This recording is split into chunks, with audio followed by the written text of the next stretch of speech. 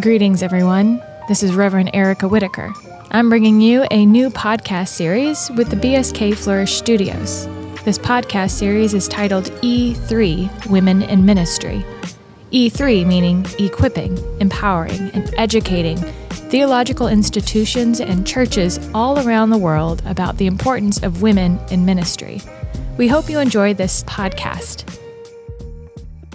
Well, I'm thrilled to introduce everyone to a dear friend and colleague who I met years ago. She is incredible at empowering, encouraging, and educating people on the importance of women in ministry.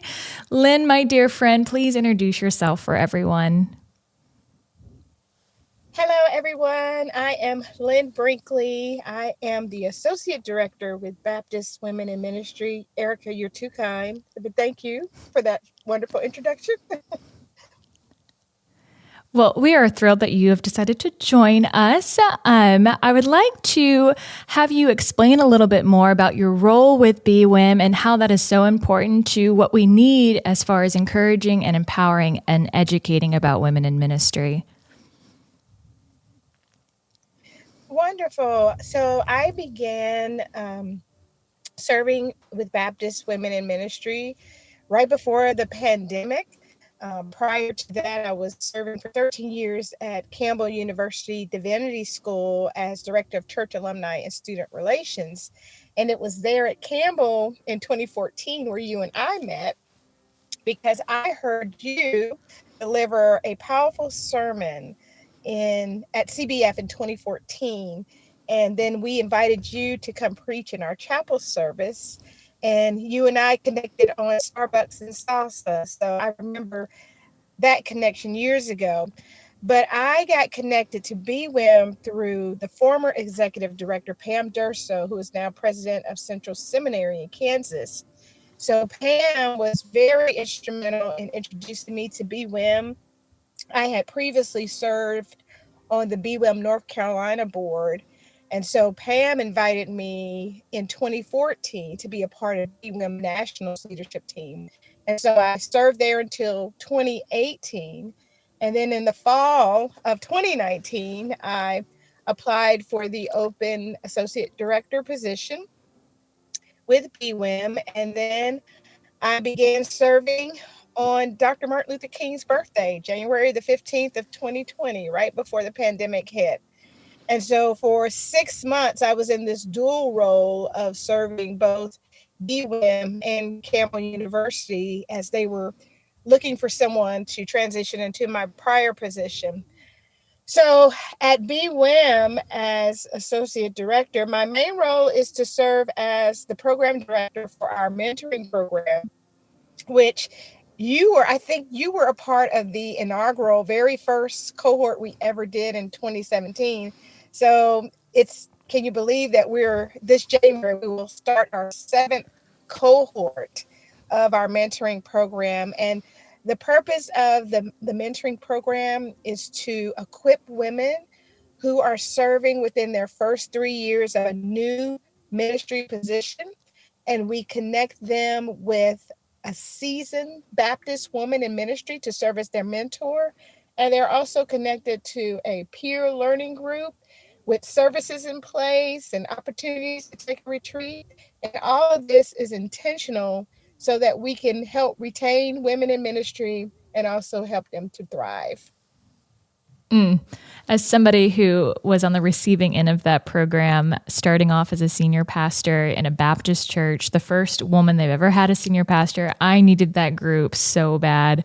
I was so overwhelmed, and it was just such a rich blessing that BWIM provides those opportunities for women in different roles, serving in their first year, trying to not just equip them, but empower them to face the everyday challenges that women have in ministry, more so than men ever have to deal with. And so I'm so grateful that y'all are in your 7th year.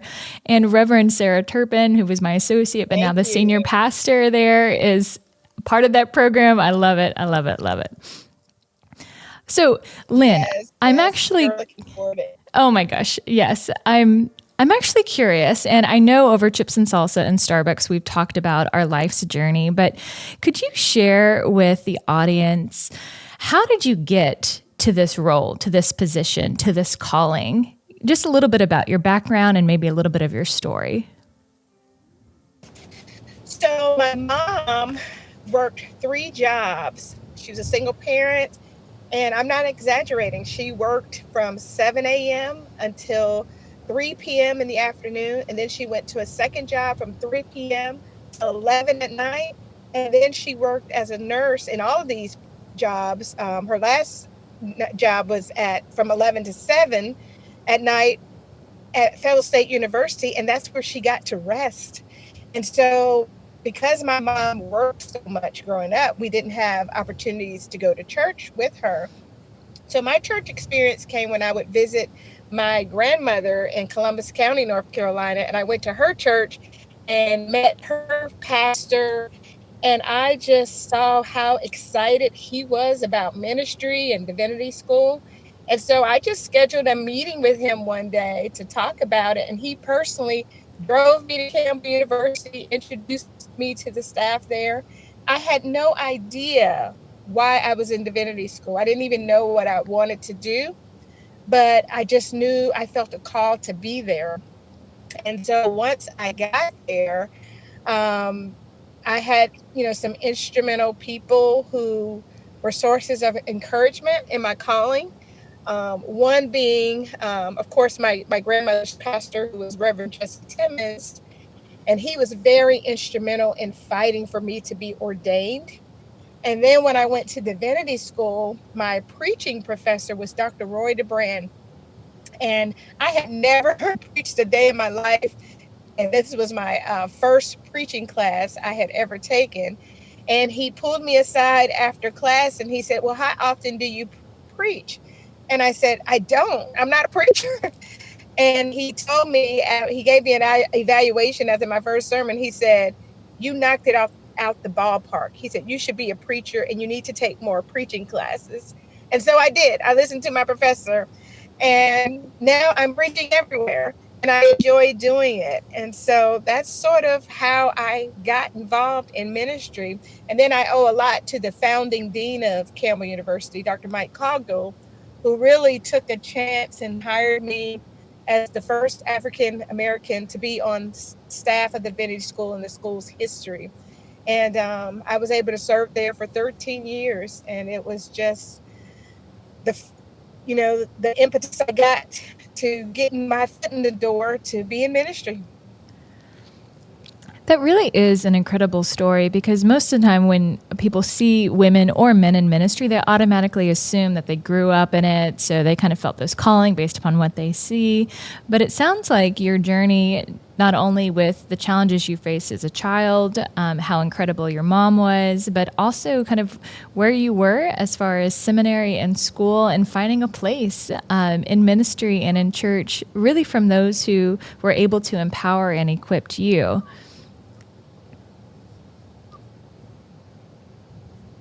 Yes, and I have to say, coming up, did have a lot of female role models to turn to. But I do have to say that, Pam Durso was a major source of encouragement for me. I always say Pam put me in spaces that were my ancestors' wildest dreams. She's the one that, invited me to join the BWIM National Board. She's the one that hired me to be their first African American on their staff in their 37-year history. Pam is the one that introduced me to Baptist Joint Committee for Religious Liberty. They're doing great work in DC, and now they're doing grassroots organizing in Texas, North Texas. And I had this past 2 years had the opportunity to serve as their first African American board chair in their 83 or 85-year history. So I'm deeply indebted to Pam Durso for recognizing my gifts and also helping me get into spaces that I would have never dreamed of being. It really is so important to have those key sources of encouragement, but also those people who are going to make space for you. I know that you do that now, and you have been doing that years. For years, you made space for me at Campbellsville to come and preach, and you're making space for hundreds of women through the program at BWIM. I know that life isn't easy for women, particularly women of color. So I'm curious if you'll share some challenges that you have faced or continue to face as not just a woman in ministry, but as an African American woman. Oh my. I can call the roll, Erica, on the amount of challenges. In the African American tradition, there's this thing where Black women have had to preach from the floor. I have had that experience of preaching from the floor, of being asked to do work for men without having the leadership titles that men have. For example, I was asked to serve as a vice president of a organization, we'll just say, and they were asking me to do work that the president should have been doing.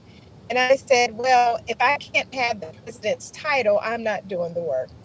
And then I've had recent experiences of being invited to certain tables as a Black woman. But when it comes down to making decisions, my voice, or me personally, I've been overlooked sitting at those tables. So I'm like, why was I even invited if you're not going to, ask my opinion or hear my thoughts on, why we're meeting? Certainly have had experiences of not being compensated as men who have had less qualifications or experience than I do, being told God doesn't call women, not being called reverend doctor in certain settings where men are, backlash from other women in ministry. That's probably been the hardest and the worst challenge of being almost oppressed by fellow women clergy. So I could go on and on and on about the challenges I face, not only as a woman in ministry, but particularly as a woman of color. Thank you, Lynn, for sharing that. Just hearing those challenges, which are unique to you, but also a lot of women, particularly women of color, are facing those same things today. Just hearing your stories of challenges about being in patriarchal spaces, I can relate to that. But as a white woman, you face challenges every day that I don't understand. And those are dynamics that I really believe the church and ministry settings and really everywhere needs to understand what it's like for a woman, particularly a woman of color, who is really trying to live into God's calling. So I wonder if you could offer encouragement or even ways to help educate these spaces that are still facing and really causing those challenges in these churches, in these higher educations, these theological spaces. What type of encouragement and maybe education could you offer? Well, first of all, we've got to keep doing what God has called us to do. We have got to show up. Even when I was told I had to preach from the floor, I didn't realize, I wasn't told that till I actually got to the church. And the pastor of the church, it's funny, the pastor of that church is my current pastor right now, but he was at this church. He was a student at Campbell University and invited me to speak one Wednesday night. And ironically, I was preaching from Romans 16, where, Paul gives all these greetings and shout outs, almost like an honor roll to Phoebe, Deacon and Centrea, Priscilla and Aquila, Mary, Tryphena, Tryphosa. He gives basically a shout out or honors all of these women. And so I had no idea about the church context until I got there. And the pastor said, "Did they tell you?" And I said, "Did they tell me what?" He said, "Oh, they don't allow women in the pulpit." And so my response to him was, "What do you say?" And he said, "Well, I'm working on it."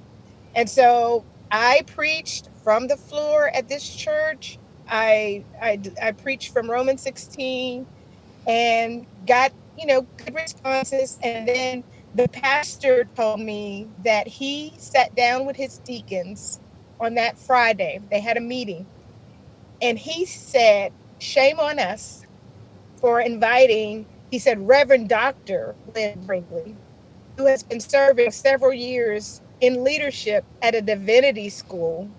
She has an earned doctorate degree. She's on all these different boards and organizations." And he said, "We had her come to our church and made her preach from the floor."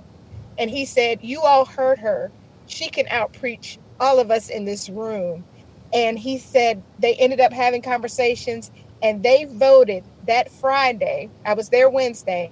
They voted Friday to allow women in their pulpit, and Sunday morning they had a woman come. So we don't give up. We show up and we do what God has called us to do, because we never know what God is doing behind the scenes. And I don't know if you saw, Erica, but just this past week, I was able to read a resolution at our North Carolina General Baptist State Convention, who was celebrating its 156th gathering. And this was the first time in 156 years that the General Baptist State Convention of North Carolina fully affirmed women, the role of women in all aspects of church leadership. That was a historic moment that just happened last week. But did it happen overnight? No. It took, 10 years of building relationships with people within the convention, trying to be an example, building allies of other women in ministry. And so we got to this historic moment last week. Is there more work to do? Yes, there is, but we count all progress a win. And we keep showing up, doing and being who God called us to be, because we know that ultimately, God's manifestation of through the prophet Joel, that all will prophesy will come to pass. Seriously, preach. Just preach here. Keep on preaching. Amen. Let the church say amen. Come on. I did see that resolution, and that's part of what I wanted to talk to you about today. I mean, you said it didn't happen overnight, but that is big, really big, because part of my role at BSK is at the seminary is with the Institute for Black Church Studies. So I find myself in Black space, and oftentimes it can be very patriarchal too. Just like you were sharing as far as preaching from the floor, that really is an incredible story. I've been there before, and it's really hard, particularly as younger women, to understand the long history of what that means and how big it is just to have your voice proclaiming the gospel in the space alone, let alone from the pulpit or from the floor. And so we don't know what is going on behind the scenes. But it is huge for a convention like that to give that resolution. What was the atmosphere like there? Well, it's funny you asked that question, because amazingly, I was a little concerned about how it would be received. But if people go to, BWIM's website, they can see me reading the resolution. And after I read it, the leadership, the male dominated leadership, one of the leaders came to me and said, "Have all the women come up front." And they wanted us to come up front so we could be honored and celebrated and to take a picture.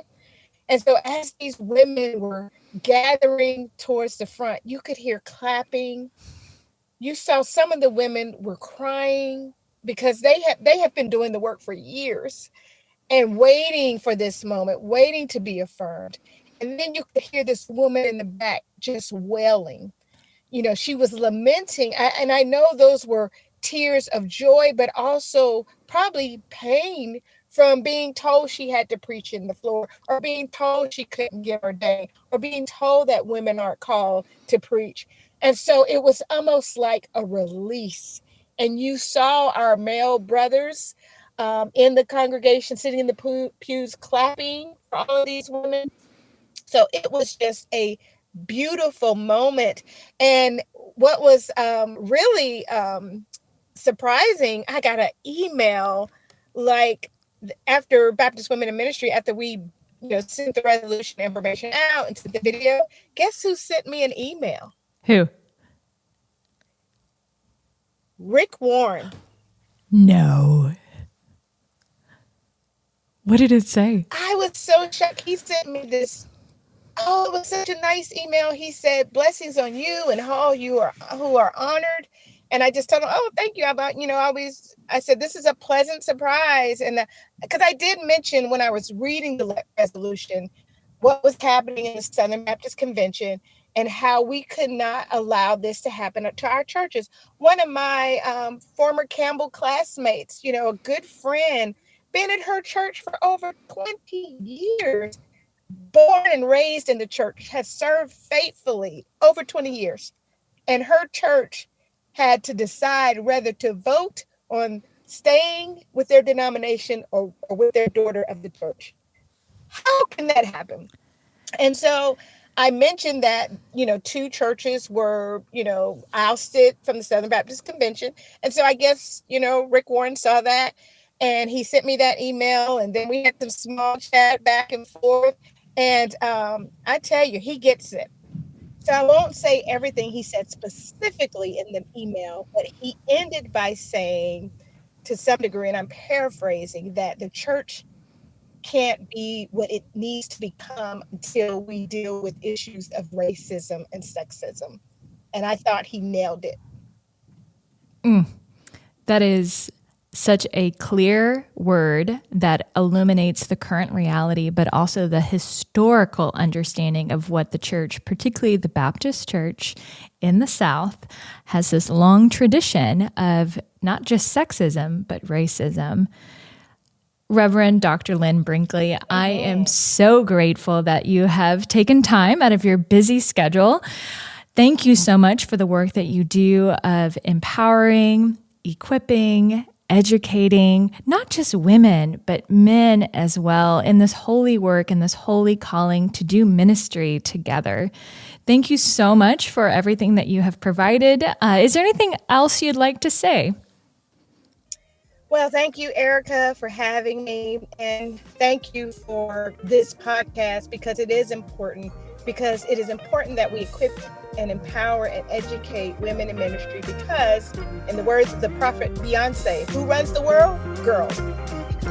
Preach, come on. If you've enjoyed this podcast, I hope you will take a moment to make a contribution so that we can continue to make excellent content like this podcast and so many others that we have planned. You can do so by going to bsk.edu and click on the Give button.